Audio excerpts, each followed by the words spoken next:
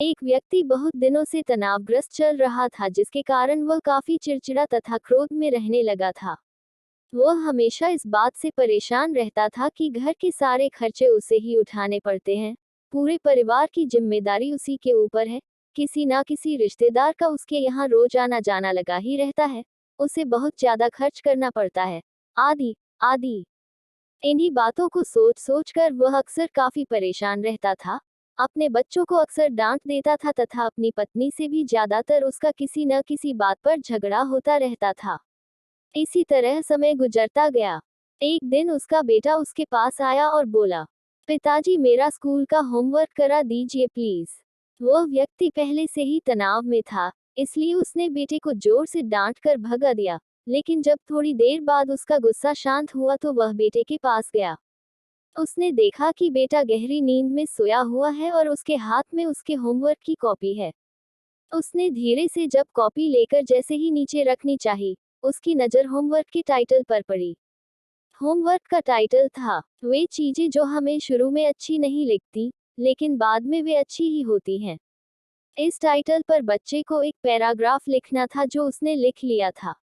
उत्सुकतावश उसने बच्चे का लिखा पढ़ना शुरू किया। बच्चे ने लिखा था, मैं अपने फाइनल एग्जाम को बहुत धन्यवाद देता हूँ, क्योंकि शुरू में तो ये बिल्कुल अच्छे नहीं लगते, लेकिन इनके बाद स्कूल की छुट्टियां पड़ जाती हैं। मैं खराब स्वाद वाली कड़वी दवाइयों को बहुत धन्यवाद देता हूँ, क्योंकि शुरू में तो ये कड़वी लगती हैं, लेकिन ये मुझे बीमारी से ठीक करती हैं। मैं सुबह सुबह जगाने वाली उस अलार्म घड़ी को बहुत धन्यवाद देता हूँ, जो मुझे हर सुबह बताती है कि मैं जीवित हूँ। मैं ईश्वर को भी बहुत धन्यवाद देता हूँ, जिसने मुझे इतने अच्छे पिता दिए, क्योंकि उनकी डांट मुझे शुरू में तो बहुत बुरी लगती है, लेकिन वो मेरे लिए खिलौने लाते हैं, मुझे घुमाने ले जाते हैं और मुझे अच्छी अच्छी चीजें खिलाते हैं, और मुझे इस बात की खुशी है कि मेरे पास पिता है, क्योंकि मेरे दोस्त राजू के तो पिता ही इस दुनिया में नहीं है। बच्चे का होमवर्क पढ़ने के बाद वह व्यक्ति जैसे अचानक नींद से जाग गया हो। उसकी सोच बदल सी गई।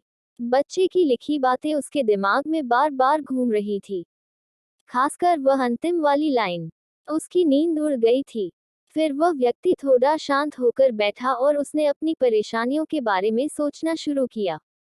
मुझे घर के सारे खर्चे उठाने पड़ते हैं। इसका मतलब है कि मेरे पास घर है, और ईश्वर की कृपा से मैं उन लोगों से बेहतर स्थिति में हूँ जिनके पास घर नहीं है। मुझे पूरे परिवार की जिम्मेदारी उठानी पड़ती है। इसका मतलब है कि मेरा परिवार है, पत्नी, बच्चे हैं, और ईश्वर की कृपा से मैं उन लोगों से ज्यादा खुशनसीब हूँ जिनके पास परिवार नहीं है और वो दुनिया में बिल्कुल अकेले हैं। मेरे यहाँ कोई ना कोई मित्र या रिश्तेदार आता जाता रहता है। इसका मतलब है कि मेरी एक सामाजिक हैसियत है और मेरे पास मेरे सुख दुख में साथ देने वाले लोग हैं। मैं बहुत ज्यादा खर्च करता हूँ।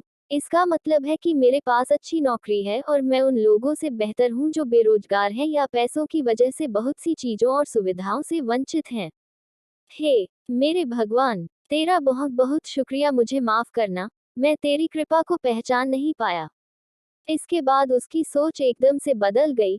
उसकी सारी परेशानी, सारी चिंता एकदम से जैसे खत्म हो गई। वह एकदम से बदल सा गया। वह भागकर अपने बेटे के पास गया और सोते हुए बेटे को गोद में उठाकर उसके माथे को चूमने लगा और अपने बेटे को तथा ईश्वर को धन्यवाद देने लगा। शिक्षा।